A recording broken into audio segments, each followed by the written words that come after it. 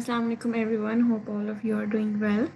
तो चलते हैं अपने लेक्चर की तरफ, जो पॉलिटिकल साइंस का इंट्रोडक्शन लेक्चर है। इट्स ऑप्शन सब्जेक्ट और पॉलिटिकल साइंस जो है वो 200 मार्क्स का सब्जेक्ट होता है।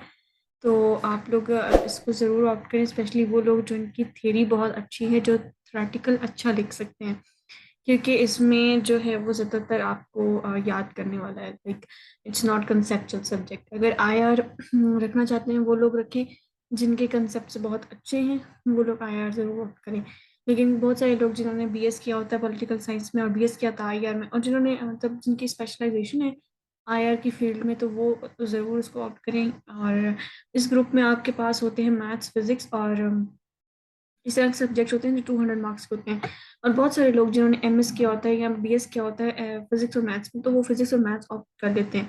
तो मैं वो ये सजेस्ट करना चाहूँगी कि आप लोग आईआर या पॉलिटिकल साइंस रखें, क्योंकि मैथ्स और फिजिक्स जो है वो आपको बाकी दूसरे सब्जेक्ट्स में बिल्कुल भी इंटर रिलेट नहीं करते और ना ही हेल्प करते हैं। तो इसलिए आपको बहुत सारे ऐसे टॉपिक्स हैं जो कि आपको तैयार करने पड़ते हैं। लेकिन पॉलिटिकल साइंस और आईआर एक ऐसा सब्जेक्ट है जिसमें आपके बहुत सारे जो टॉपिक्स हैं वो ऑलरेडी तैयार हो जाते हैं, आपको एक्स्ट्रा एफर्ट करने की ज़रूरत नहीं पड़ती। तो हम इसका सिलेबस देखते हैं तो आपको आइडिया हो जाएगा। तो चलते हैं इसके सिलेबस की तरफ। तो सबसे पहले ये कि ये 200 मार्क्स का पेपर होता है, पेपर वन और पेपर टू 100 मार्क्स के ये होते हैं। तो इसमें सबसे पहले जो है वो सबसे पहला जो क्वेश्चन आता है वो पॉलिटिकल थॉट्स का आता है, फिलोसफर्स का, western political thought and Muslim political thoughts. तो ये जो आप लोगों को मैं एक बात बताऊंगी, कंसेप्ट है कि हमारे यहाँ के ये बहुत ज़्यादा मुश्किल होते हैं। तो मैं आप लोगों को बता दूं कि ये बिल्कुल भी मुश्किल नहीं होते। प्लेटो, एरिस्टोटल, मकाबली एंड मॉन्टेस्क्यू ये बहुत ही आसान होते हैं बिल्कुल। इनके सिर्फ आपने थ्योरी याद करनी है, सिर्फ जैसे हम लोग बचपन में रट्टा लगाते थे 9th 10th में के बस ये यहाँ से यहाँ तक पैराग्राफ है, इसको याद कर लेना। तो ये बिल्कुल वैसा ही है कि आपने बिल्कुल थ्योरीज हैं आपके पास, और आपने जो है ना वो बस यहाँ जितना भी पैराग्राफ जो बुक में आपने लिखा हुआ है, जहाँ इंटरनेट में है या कोई भी बुक जो आप यूज़ कर रहे हैं, उसमें जितनी चीज़ लिखी है बस आपने वही लिखनी है। तो most of the time questions तो हमेशा ऐसा ही आता है कि आप हॉब्स एंड लॉक्स का डिफरेंस बता दें उनकी थ्योरी का, या प्लूटो का आ जाता है और एरिस्टोटल का आ जाता है। ठीक है। तो ये जो चार है ना, ये चार पांच मोंटेस्क्यू, ये इनकी चार पांच वेस्टर्न में बहुत ज़्यादा इंपॉर्टेंट है और ये पास पेपर्स में बहुत ज़्यादा आए हैं। तो आप लोग ये, तो आप लोग पक्के जो है ना वो कर लें, गो थ्रू कर लें। बाकी जो है वो इतने ज़्यादा नहीं आए, लेकिन माओ भी इम्पोर्टेंट है, बट ये है कि ये बहुत ज़्यादा आसान है। उसके बाद मुस्लिम जो है उसमें अल-फराबी और मावर्दी, इनमें जो है ना ये है कि इन्होंने इमामत की थ्योरी जो भी पेश की थी। इंशाल्लाह मैं नेक्स्ट जब इनकी पूरा कराऊंगी तो मैं आपको समझाऊंगी इंशाल्लाह। इब्ने खल्दून ये बहुत आसान है, बिल्कुल भी मुश्किल नहीं है। आप इनको याद करेंगे, और आप इनके साथ ये भी है कि अगर आप जैसे कोई डेमोक्रेसी पर ऐसे आ जाता है, तो आप लोग जैसे प्लूटो, अरिस्टोटल, वेस्टर्न थॉट है, मुस्लिम पॉलिटिकल थॉट है, इनकी थॉट डिस्क्राइब करके ये बता सकते हैं कि उस टाइम पर इन्होंने ये आइडिया दिया था, अगर हम लोग ये इम्प्लीमेंट कर ले तो हमारे ये प्रॉब्लम्स हल हो सकते हैं। तो ये चीज़ आपके बाकी भी ऐसे आपका कोई क्वेश्चन आ जाता है डेमोक्रेसी से रिलेटेड पाकिस्तान अफेयर में, करंट अफेयर में, तो वो भी आप उसमें लिख सकते हैं। ठीक है। तो ये बिल्कुल भी जो है वो डिफिकल्ट नहीं है। फिर उसके बाद आपका पार्ट बी है इसी पेपर का, जिसमें हमारे पास जो मॉडर्न स्टेट है और इस्लामिक कंसेप्ट ऑफ स्टेट है वो आता है। उसके बाद पॉलिटिकल सॉर्ट में पॉलिटिकल कंसेप्ट्स में सॉवरेंटी है, लॉ है, लिबर्टी, यहाँ पर बहुत थोड़े हैं, लेकिन जो रियल में है वो राइट, ड्यूटीज और पब्लिक ओपिनियन। तो ये बहुत ही आसान, और जैसे कि आप कहें ना कि आप बहुत इजीली याद कर सकते हैं वो हैं। और इसमें आप अपनी ऑब्जर्वेशन से भी क्वेश्चन लिखते हैं, जैसे कि अगर पॉलिटिकल पार्टीज पे आ जाता है, जो कि लास्ट टाइम आया भी हुआ था कि मतलब इस तरह आ सकता है क्वेश्चन पाकिस्तानी कॉन्टेक्स्ट में कि पॉलिटिकल पार्टीज कितनी हैं और आप उनको किस तरह देखते हैं और आप उनमें क्या रिकमेंड करते हैं अपनी तरफ से। ठीक है। तो रिकमेंडेशन तो आपको अपनी अपनी ऑब्जर्वेशन से आप इसका क्वेश्चन अटेम्प्ट कर सकते हैं इजीली, कि आप देख रहे हैं कि हमारे पाकिस्तान की 16 पॉलिटिकल पार्टीज हैं और वो कैसे वर्क करती हैं और वो कैसे चलती आ रही हैं और उनमें क्या फ्लॉज हैं और क्या अच्छी चीज़ें हैं। तो वो आप अपनी ऑब्जर्वेशन से भी लिख सकते हैं, यानी कि आपको बहुत ज़्यादा एफर्ट करनी नहीं पड़ेगी। ये बहुत ही आसान है, जैसे कि पब्लिक ओपिनियन, प्रोपागेंडा, ये सब चीज़ें, ये सब हमने अपने सराउंडिंग्स में ये चीज़ें सुनी हुई हैं, तो ये हमारे लिए आसान है।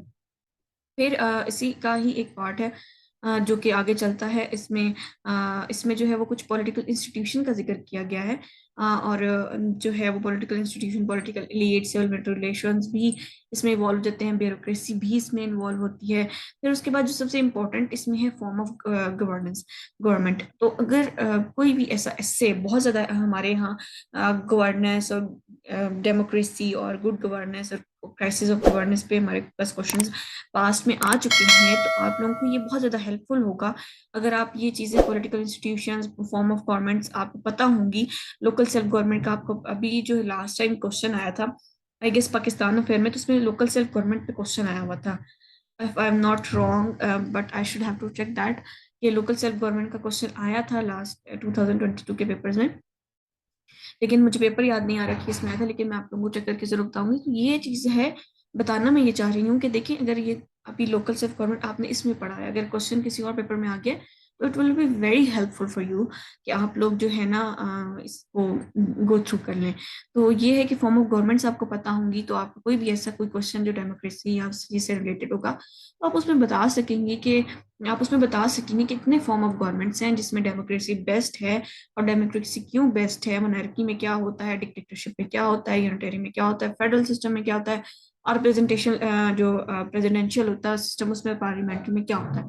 तो ये आप डिफरेंस बता सकेंगे और फिर आप बताएंगे कि जो है वो डेमोक्रेसी कितनी ज़रूरी है हमारे कंट्री में। तो ये वाली चीज़ें, उसके बाद टोटलिटेरियनिज्म है, ये भी एक फॉर्म ऑफ गवर्नमेंट है, कम्युनिज्म ये भी एक, फाशिज्म, ये सब फॉर्म ऑफ गवर्नमेंट्स हैं, ठीक है। तो आप लोग ज़रूर जो है वो पॉलिटिकल साइंस रखें, क्योंकि it will be very helpful in your Pakistan affair, current affairs and ऐसे, और बाकी जो आपके सब्जेक्ट्स हैं, जो अगर आपने कोई ऑप्ट किए हैं ऑप्शनल कोई और भी, उनमें भी जो है वो ज़रूर हेल्पफुल होगा। उसके बाद इसका पेपर 2 शुरू हो जाता है। यहाँ तक आपका पेपर 1 खत्म हो गया जो पहले था, अब पेपर 2 शुरू हो जाता है। पेपर 2 में आपके पास जो सबसे इम्पोर्टेंट चीज़ें हैं वो यूएसए, यूके, फ्रांस, और यहाँ तो सोवियत यूनियन के जो है ना पॉलिटिकल सिस्टम्स हैं, ठीक है। आपकी जो बुक्स हैं, जो वर्ल्ड टाइम्स के बुक्स हैं, उसमें ईरान और आपकी जितनी नेबर कंट्रीज हैं, इंडिया, इनका भी जो है वो पॉलिटिकल सिस्टम बताया गया है। तो अगर आप लोग ये सब्जेक्ट ऑप्ट करते हैं, आप लोग ये याद कर लेते हैं, आपने पता है डिफरेंस इसमें यही होगा कि आपके पास ना बहुत ज़्यादा डिफरेंस नहीं आएगा। जैसे आप यूके और यूएसए का अगर आप पॉलिटिकल सिस्टम याद करें तो आप देखेंगे कि प्रेसिडेंशियल है यूएसए में और यूके में थोड़ा सा डिफरेंस होगा, और उसकी पार्लियामेंट की सीट्स कुछ और होंगी, उसकी कुछ और होंगी, मतलब ये बहुत बहुत इंटरमिंगल होगा, बट थोड़ा थोड़ा डिफरेंस होगा, और आप लोग उसको आसानी से याद कर सकेंगे, यानी कि बहुत ज़्यादा एफर्ट नहीं करनी पड़ेगी आप लोगों को। फिर उसके बाद पार्ट बी है। पार्ट बी में तुर्की, ईरान और डेवलपिंग कंट्रीज जो हैं, चाइना, और जो मैं आप लोगों को बता रही थी कि वर्ल्ड टाइम्स की बुक में है, ईरान, इंडिया और चाइना वगैरह का पॉलिटिकल सिस्टम, ये आप लोगों को याद करना होगा। वैसे जो मोस्टली पेपर में आता है वो यूके और यूएसए का आता है, और इधर से ईरान और तुर्की जो मैंने ज़्यादातर देखा है। तो उसके बाद आप लोगों का आएगा सर सैयद अहमद खान और इकबाल और कायद आजम। ये क्वेश्चन आपका सेम एज इट इज आपका पाकिस्तान अफेयर में भी ये पार्ट है सिलेबस में कि आपका सर सैयद अहमद खान और कायद आजम वगैरह पर क्वेश्चंस हैं। तो अगर आप इधर से याद कर लेते हैं तो आप पाकिस्तान अफेयर में याद करने की जरूरत नहीं पड़ेगी, अगर आप पाकिस्तान में अफेयर में कर लेते हैं तो आपको इधर एक्स्ट्रा एफर्ट करने की जरूरत नहीं पड़ेगी। तो हमेशा सीएसएस तो है ना, it's basically a very hard work king, but you know it's very short working. आपने इसमें शॉर्ट वर्क करना है, हार्ड वर्क तो ठीक है, लेकिन आपने इसमें शॉर्ट वर्क जरूर करना है, क्योंकि it will be very helpful for you. उसके बाद आपका जो क्रिटिकल एनालिसिस है 15, ये प्री इंडिपेंडेंस है, pre independence sorry post independence है, ठीक है। और आपका जो पार्ट है पाकिस्तान अफेयर में वो दो पर है, pre independence and post independence. तो ये बेसिकली पोस्ट इंडिपेंडेंस, अगर आप इसको प्रिपरेट करेंगे तो आपका वो वाला पार्ट भी हो जाएगा। अगर आप लोगों को कोई क्वेश्चन है तो मुझे ज़रूर बताएं, कमेंट बॉक्स में ज़रूर जो है वो शेयर करें अपनी थॉट्स को, और मुझे बताएं अगर आप लोगों को किसी और चीज़ में समझ नहीं आ रही है, प्रॉब्लम है। Thank you very much.